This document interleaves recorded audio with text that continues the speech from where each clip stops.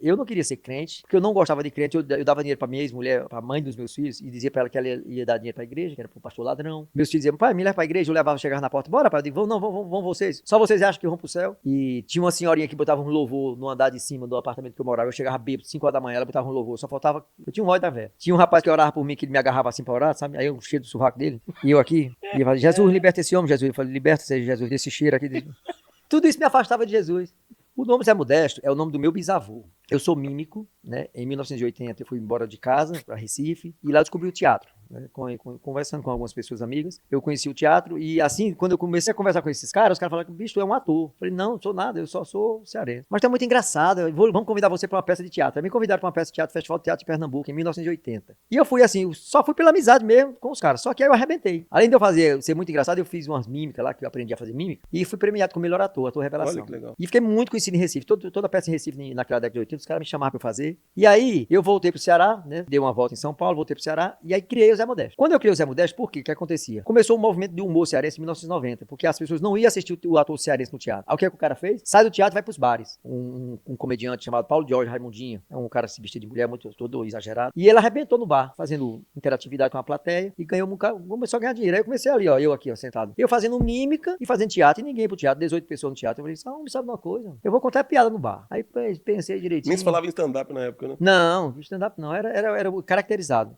A Rossi Clare caracterizada, Zé Modesto, sim. Né? O próprio Chico Anísio, o Falcão. Já era um stand-up. Tudo naquela época. O Tom Cavalcante, o Tiririca chegou 2 anos depois. Então, assim, todo mundo fazia. Aí nós invadimos os bares de Fortaleza. Adamastor Pitaco. Adamastor Pitaco. Então, assim, quando eu fiz o primeiro show, eu só tinha 15 minutos de show. Eu falei, cara, eu faço uma participação, você me paga, sei lá, R$50. Eu faço 15 minutos só pra começar. Aí o cara falou, então bora, vamos. Aí eu entrei. Não sei o que, não sei o que, não sei o que, não sei o que. O povo rindo, o povo rindo, o povo rindo. E eu olhando no relógio, digo, meu Deus, o tempo não acaba não. E eu só tinha Acabando última as piadas. acabando as piadas.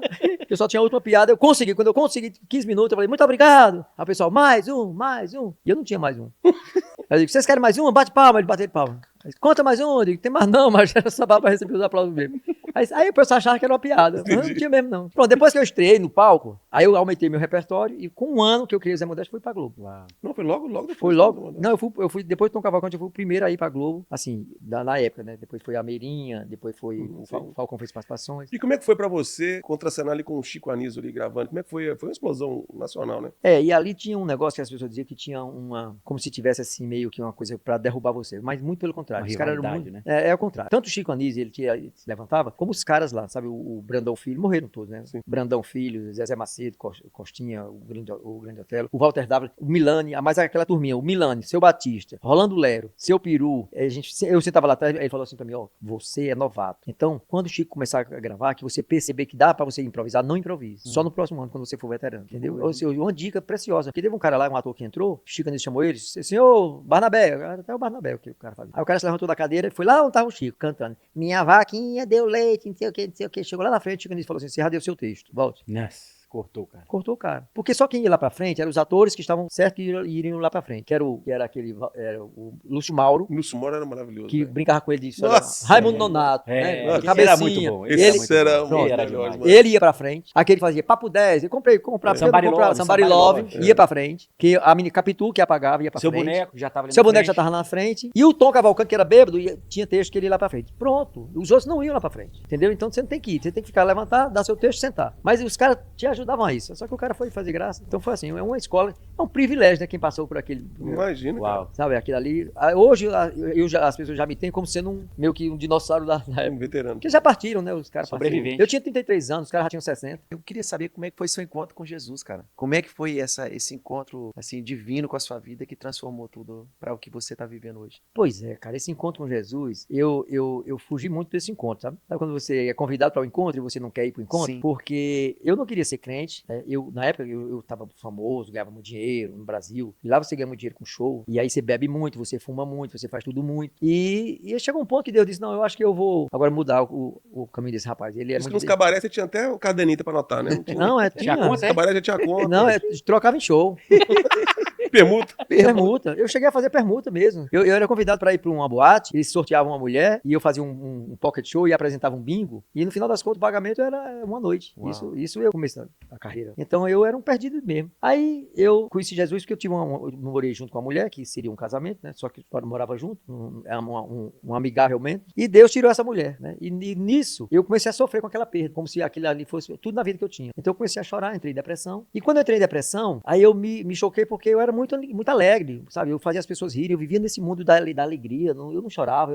Às vezes eu questionava, por que eu nunca choro? Por que eu não sofro? Fazia tudo que eu gostava, que eu queria, tinha muito dinheiro. Tudo era muito certo, tudo era muito bom. E quando tirou aquela pessoa, aí eu comecei a sentir os sintomas de uma depressão, que era angústia, choro, e aí desânimo sem querer acordar. E chegou o ponto que o choro veio, a depressão foi aumentando, sabe? Porque o meu cérebro retraiu. E aí eu comecei a ficar num estado grave de doença. Que aí eu comecei a pensar em suicídio. Que ela não vinha pra minha vida, eu perdi o interesse. Só que eu já tinha 2 filhos de um primeiro casamento e eu não queria morrer porque eu não queria por causa dos meus filhos. E chegou uma hora que eu não aguentei mais. Aí fui pedir ajuda. E nesse pedir ajuda, eu não queria ser crente. Porque eu não gostava de crente. Eu dava dinheiro pra minha ex-mulher, pra mãe dos meus filhos, e dizia pra ela que ela ia dar dinheiro pra igreja, que era pro pastor ladrão. Meus filhos diziam, pai, me leva pra igreja. Eu levava, chegar na porta, bora, pai. Eu digo, não, vão vocês. Só vocês acham que vão pro céu. E o pior que é mesmo. Mas eu dizia com certa destino, eu era espírita. E tinha uma senhorinha que botava um louvor no andar de cima do apartamento que eu morava. Eu chegava bêbado, 5 horas da manhã, ela botava um louvor. Só faltava tacar fogo no apartamento da mulher. Ela botava um louvorzinho chamado Tem um anjo branco no meio da congregação. Ela botava um playback e cantava desafinado. Tem um anjo branco no meio da...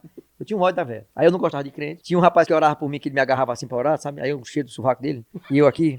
E eu falei, Jesus, liberta esse homem, Jesus. Eu falei, liberta Jesus desse cheiro aqui, desse mau cheiro. Liberta dele primeiro. Era. Tudo isso me afastava de Jesus. Só que a dor foi tão grande, aí eu comecei a procurar ajuda, né? Comecei a procurar ajuda. Até que num domingo, uma amiga minha dizia, João, vamos pra igreja.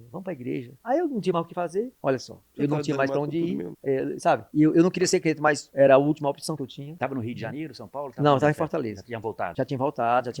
Já tinha voltado com muito sucesso. Lá em Fortaleza eu era o rei, a agenda cheia, a agenda lotada. Não só lá, como no Brasil inteiro. Até aqui eu fiz show aqui nos Estados Unidos, em Fort Lauderdale, naquela época. Eu só sei que quando eu não aguentei mais, num domingo, eu que tava pensando em morrer, aí eu falei, não, ou eu morro, ou Jesus, ou Deus me cura. Aí fui na casa da minha filha, falei, Flora, me leva pra igreja, que eu não aguento mais. E aí eu fui sem querer. Deus me converteu sem eu querer que ele me convertesse. Eu era duro, velho. E isso é bom, sabe por quê? Porque pra você que tá assistindo, se saiba que se você ora por alguém, que você definitivamente crê que essa pessoa nunca vai se converter, vai sim. Já tá desanimando, talvez, por orar por alguém? Não, pode desanimar. Você pode até desanimar de orar, mas Deus converte. Porque o plano é dele, cara. Porque as pessoas vinham me chamar pra ir pra igreja, tinha gente amigo, gente boa, sabe? Eu sabia que as pessoas super gente boa, mas eu não queria.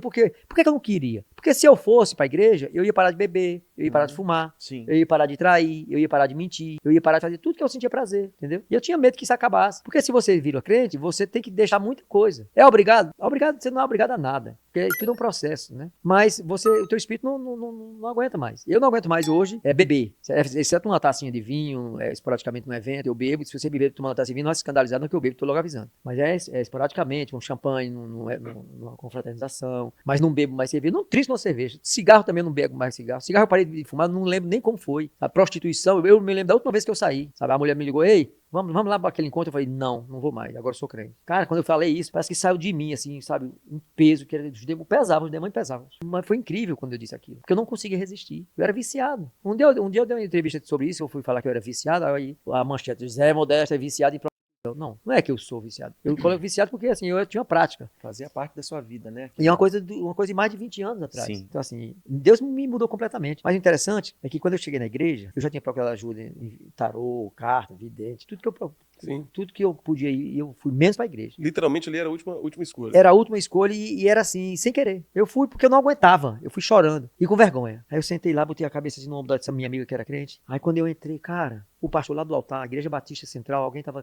falando hoje, o pastor lá do altar começou dizendo, olha homem, Deus está permitindo que você passe por tudo que você está passando. Isso não é por acaso. Tudo que você está sentindo é Deus que está fazendo acontecer na sua vida. E aquelas palavras entrando.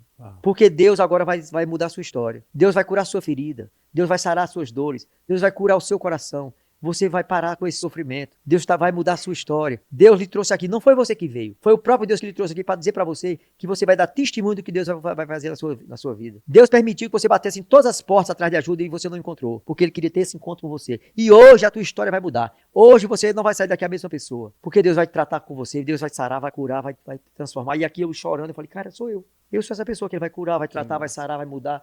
E eu vou testemunhar, olha eu testemunhando aqui. E eu chorando, chorando. Aí o pastor disse, se você quer esse Jesus, onde você está? Levante sua mão. O gesto da conversão que eu... Sem falsa modéstia, chega aí. Eu nem sabia que eu ia me converter. Levante sua mão onde você está, minha mão fez. Mas eu confesso que eu senti uma coisa pegando aqui e levantando minha mão, que foi assim, ó. Minha mão fez assim, subiu. Quando minha mão subiu, aí o povo da igreja viu, sabe que eu era Zé Modesto, muito conhecido na época. E aí o pessoal, aleluia, glória a Deus. Aí eu abri o olho. Quando eu abri o olho, ninguém levantou a mão, só eu. Aí eu disse, oxe, Flora, ninguém quer Jesus, não. Porque o pastor perguntou, quem quer Jesus, levante a mão, né? Aí eu levantei sozinho. Aí disse, não, pai, todo mundo aqui já é crente, o senhor que se converteu. Eu digo, não, quero não. Aí baixei a mão. Só que não deu mais tempo, né? Quando você levanta, Jesus é rápido demais. Ele Sim. segurou. Aí o pastor disse, vem aqui à frente que nós queremos orar por você e tal. Aí eu fui andando assim, chorando, e uma senhora falou assim, eu orei tanto por você, Oh, esperei tanto por esse dia. que Quase que coisa. apanhava a mulher. Porque no que ela orou, eu tava passando por aqui por causa dela, né? Eu falei, oxe, essa mulher orou, é por isso que eu tô passando por isso. Ela é a culpada. Ai, uma velha, quase apanha. Aí eu passei, fui lá pro altar, orar, aí me levaram na sala. Recepção, né? consolidação. Aí o homem disse, João Neto, né? João, por que é que você veio para a igreja? Aí eu ainda chorando, falei, não, porque se eu sinto uma angústia, eu sinto medo, e o que foi que aconteceu? Aí eu contei, separação, e desde esse dia eu não sou a mesma pessoa, eu choro, você tá com depressão. Eu disse, não, tô não, eu aqui normal, falando com o senhor. Não, mas você tá com depressão. Mas não se preocupe não, eu sou psiquiatra. Vá amanhã no meu consultório, não vou lhe cobrar nada não. Que cuidado Amanhã eu vou cuidar de Jesus, você. hein? Cara, no outro dia o psiquiatra me explicou que eu depositei minha felicidade na mão daquela mulher, que tudo na minha vida era só baseado na bebida, no cigarro, nos prazeres da carne, e que não sei o que, eu escutando. Aí passou Lexapro, Rivotril, Frontal, me deu um saco de medicamento que eu nem comprei, me explicou que o remédio fazia efeito aos poucos, que eu esperasse, que eu tivesse calma, que eu não pensasse, se pensasse, ligasse pra ele. Cara, com 3 semanas eu tava voando. Os remédios começaram a fazer efeito. O que eu quero dizer? Que naquela tarde, quando eu passei 3 meses batendo nas portas, numa tarde só Jesus mandou a minha cura espiritual, emocional e física, cara. Uau. Tudo numa tarde. Por isso que você pode vir pro culto no domingo e sair diferente. No encontro, aí eu tive um encontro com Jesus. Ou seja, eu tentei fugir. E fugi até onde deu. Mas é impossível fugir do Senhor, cara. Quando Ele quer. Plano Ele tem na vida de todo mundo, mas tem um dia pra cada benção, glória a cada Deus. coisa acontecer, entendeu? Que lindo. Glória a Deus. Você Cara, sentiu- eu era uma referência de fuleiragem no meio do povo. Eu imagino. Sabe? Eu chegava a beber, eu só saía de manhã no posto de gasolina. Fechava o bar, fechava o outro bar e eu ia pro posto. Você sentiu depois que você aceitou Jesus assim, alguma rejeição desse meio artístico? As portas se fecharam, começaram, você sentiu alguma coisa assim desse jeito? As portas não se fecharam, mas os amigos saíam 70% ou mais. Eles saíram ou você que foi tirando? Deus foi tirando, Sim. sabe? Eu mudei logo minhas roupas também, sabe? Eu virei quase um pentecostal na verdade, sabe? Eu comecei a usar camisa mangas compridas, um sapato, cinto, porque a minha história é muito interessante. Quando eu saí da Igreja Batista naquele domingo, na segunda-feira eu já queria culto, eu queria outra palestra daquela, Sim. sabe? No dia seguinte, No né? dia seguinte eu falei, cara, eu quero ir pra outra igreja. Não tinha mais culto na Batista, mas as igrejas têm culto. Tem igreja. Eu digo, onde é que eu vou, cara? Dentro de mim uma voz dizia, vai no Erasmo cortar o cabelo. Vai no Erasmo cortar o cabelo. Hoje eu sei que era Deus falando, mas na época eu não sabia. E eu dizia, por que eu tô querendo ir no Erasmo? Um barbeiro, um cara que corta o cabelo com R$7, vai fazer um caminho de rato na minha cabeça. E eu todo metido a Playboy, que só cortava num barbeiro de 40, e fui. Quando eu cheguei lá, tava tocando um hinozinho. Diz qual era o hino que tava tocando? Tem um anjo branco no meio da velha congregação. tô brincando. Uau. Aí eu falei, tu é crente, irmão? Aí ele fez, sou, irmão, sou. Já- Deu um sapateou pelas suas mãos. Sou crente. Glória a Deus. E você? Aí eu com vergonha, digo, eu também sou. Eles, vamos pro meu culto. Tem culto hoje. Vamos pra igreja, vamos pra igreja. Aí eu digo, eita, é mesmo? Vamos. Aí me levou pra igreja. Cara, a igreja pentecostal do fogo, as mulheres orando O em pau língua. quebrou mesmo. O povo olha lá, e eu lá olhando. E eu assustado, eu disse, que é isso, mano? O povo ora em língua. Eu digo, como é? Eu vou fazer isso aí? Eu disse, não, mano. Eu disse, não, tem calma, velho. E o povo orando em língua, marchando, e eu achando aquele negócio o máximo. Só que eu tava, sabe, assim, um negócio em mim. E eu com vergonha. Mas eu falei, como é que ontem eu era um bebum? Eu ainda bebia, ainda fumava, mas... E hoje já era um crente. E eu já tava ali dentro, eu queria ficar ali dentro. Só não sabia quando é que eu ia ficar totalmente bem. Aí um casal disse assim, ei, irmão, vamos pra uma oração na casa de uma irmã? Aí eu fui na casa de uma irmã, no outro dia. Quando é? Amanhã. Eu falei, ótimo, já tem agenda pra amanhã. Aí fui. Quando eu cheguei na casa dessa irmã, a irmã olhou pra mim e disse, Deus vai lhe dar um contrato. Eu não conheço o irmão, mas Deus vai lhe dar um contrato. E seu só é 50%. 10% da igreja e 40% é pra obra. Ouviu? João Neto. A mulher falou meu nome, cara. Eu disse, como é que a senhora sabe meu nome? Deus falou seu nome no meu coração. É João Neto. Eu digo, sou eu. Depois eu vou dormir, porque eu tava com sono pra ir dormir, mas o Espírito Santo disse que era pra eu orar. Se fosse Raimundo Nonato, era mais fácil ela acertar, né? João Neto. Cara, 6 meses depois, na campanha eleitoral, eu encontrei um vaso, um senhorzinho, que disse, ei, moço, aquele contrato que Deus falou vai dar nessa campanha. E o homem tem 1,62 m de altura e tá em 3 andares. E vai te ligar. Espera, não mete a tua mão. Cara, tudo isso era muito novo pra mim, bicho. Como é que pode? Deus falando? Como é que Deus fala? Como é que Deus, sabe, aquilo que eu achava que era um fogo, uma energia lá longe, só Deus é energia, Deus é uma força, Deus... Como é que Deus chega e fala teu nome, teu sobrenome, diz coisas e a coisa acontece? 7 bilhões de pessoas na época, hoje já tem 8 bilhões de pessoas no mundo. Como é que tem 7 bilhões de pessoas no mundo e Deus fala contigo, fala teu nome? E aquilo me assustava, porque eu era um cara que não tinha o menor conhecimento disso. E isso é muito novo para as pessoas. Sim. Sabe, isso é novo, continua sendo novo. Se eu disser pra uma pessoa que Deus falou meu nome, meu sobrenome, fez uma profecia e me deu uma peça de teatro, que isso aqui foi outra revelação, uma profecia, e outra, eu tô morando em Orlando por causa de uma profecia. Não exatamente por causa da profecia, mas a comprovação que a profecia falou. Então Deus, ele direciona você falando, e audivelmente. Assim. Então eu cortei meu cabelo naquele dia, Deus falou comigo mesmo, eu ir, de lá fui pra oração, a mulher falou que eu recebi um contrato, e eu fechei um contrato de 40 mil reais, exatamente no outro dia. E peguei 10%, dei pra igreja, foi 4 mil, sobrou 36, eu separei 18 pra mim, 18 pra Deus, 50%. E Deus falou na palavra, tive fome, me deixe comer, tive sede, me deixe beber. E Deus disse, medita a cada palavra.